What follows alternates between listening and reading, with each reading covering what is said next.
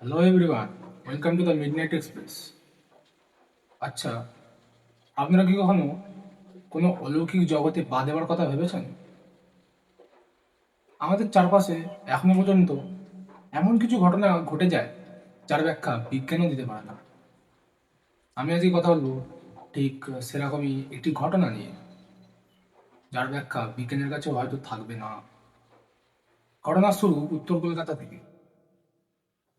উত্তর কলকাতার একটি কলেজে তিনটি ছাত্র, অর্ক, সায়ন এবং রিয়া, তারা কলেজের সেকেন্ড ইয়ারে পড়তো। অ্যাডভেঞ্চারের নেশায় তারা এমন কিছু করে ফেলেছিল যা করাটা তাদের একদমই উচিত হয় না। ঘটনাটা আজ থেকে প্রায় 4 বছর আগে। রাত তখন 12টা 35। তারা একটি কাঠের টেবিল, তাতে একটি ত্রিকোণ আকৃতির একটা কাঠের চোখ, মানে যেটা আর কি ছক টাইপের হয় ওটা, আর দুটো চাকা নিয়ে তারা বসেছিল এবং পাশে একটি মোমবাতি ছিল। হ্যাঁ, তারা প্ল্যান চেটই করছিল, কিন্তু শেষ পর্যন্ত প্ল্যান চেটের এরকম যে অবস্থা হবে তারা কেউই কল্পনা করতে পারে। অর্ক এবং রিয়া সেটাকে প্রথমে মজা হয়েছিল। ঘটনা শুরু হচ্ছে অর্ক থেকে। অর্ক তার ডানাদের তর্জনীটা সেই ত্রিকোণাকৃতির কাঠের ছকটাতে রেখেছিল এবং সে অন্ধকার ঘরেতে প্রশ্ন করেছিল যে কেউ কি এখানে আছেন? যদি থেকে থাকেন আমাদের প্রশ্নের উত্তর দিন। ঘটনা শুরু ঠিক এরপর থেকে। প্রথমে কিছু হয়নি। কিছুক্ষণ পর হাওয়ার দাপটে জানলা দম করে বন্ধ হয়ে গেল। অর্ক এবং সায়ন ভয় খেয়ে গেল। আচমকা চমকে উঠেছিল। রিয়া চমকে উঠে হাত ছেড়ে দিতে চেয়েছিল ঠিকই, কিন্তু অর্ক সেটা করতে দেয়নি, কারণ অর্ক এর উত্তরে বলেছিল যে যদি এই সময় উঠে খেলার নিয়ম ভঙ্গ করা হয় তাহলে সেটা ঠিক হবে না। তাই জন্য রিয়া আবার বসে পড়েছিল সেখানে। অর্ক আবার প্রশ্ন করে, এখানে কে কি আছেন? যদি থেকে থাকেন প্রশ্নের উত্তর দিন। এরপরে আসল ঘটনার শুরু, কারণ মোমবাতির আলো দপ করে একবার নিভে গেল। তারপরে তারা আবার মোমবাতিটাকে জ্বালাতেই ঘরের একটি অন্ধকার কোণ থেকে একটা কান ফাটানো খসখসে গলায় কে যেন হেসে উঠেছিল। সবাই ভয় পেয়ে গেল। তারপরেই সেই প্ল্যানটিকে ছকেতে যে তিন চৌকো যে কাঠের টুকরোটি ছিল সেটা জোরে জোরে কাঁপতে লাগলো। কেউ প্রেসার দেয় না, ছক শুধুমাত্র সেই কাঠের টেবিলটাতে কিন্তু ছিল। সবাই ভয় খেয়ে গেল যে কি হচ্ছে। অর্ক জানতো সবই কি হচ্ছে আসলে।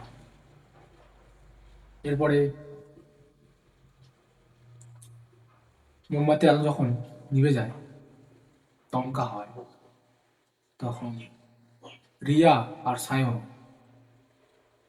তাদের হাত ছিনিয়ে নিয়ে সেই খেলা ভঙ্গ করার চেষ্টা করে, এবং এটাই ছিল তাদের জীবনের সব থেকে বড় ভুল।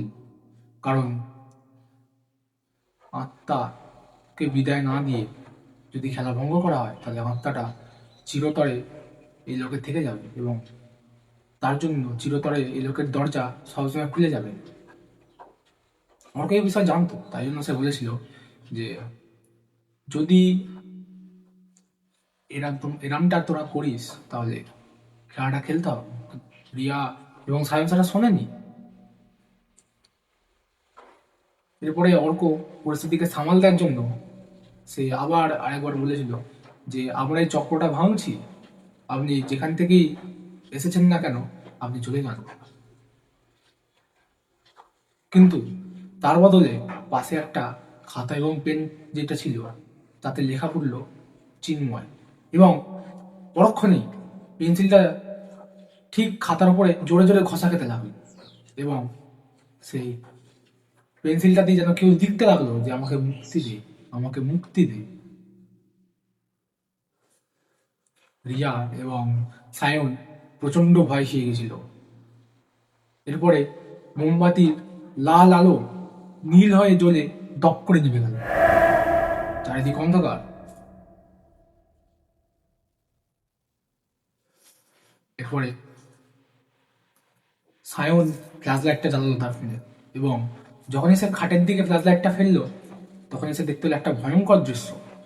কারণ সেখানে সায়ন দেখলো যে অর্ক বসে আছে ঠিকই, কিন্তু অর্কর চোখগুলো উল্টানো, শুধুমাত্র সাদা অংশটা দেখা যাচ্ছে, এবং অর্কর ঘাটটা ঠিক 90 ডিগ্রি অ্যাঙ্গেলে ঘোরানো, এবং তার মুখ থেকে অনবরত লালা ঝরছে।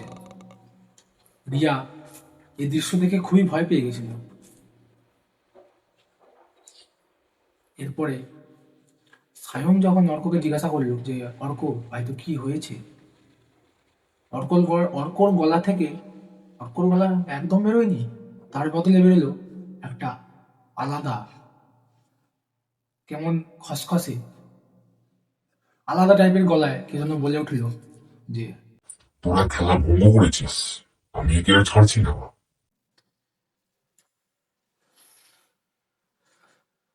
এরপরে অর্ককে মানসিক হসপিটালে ভর্তি করা হয়।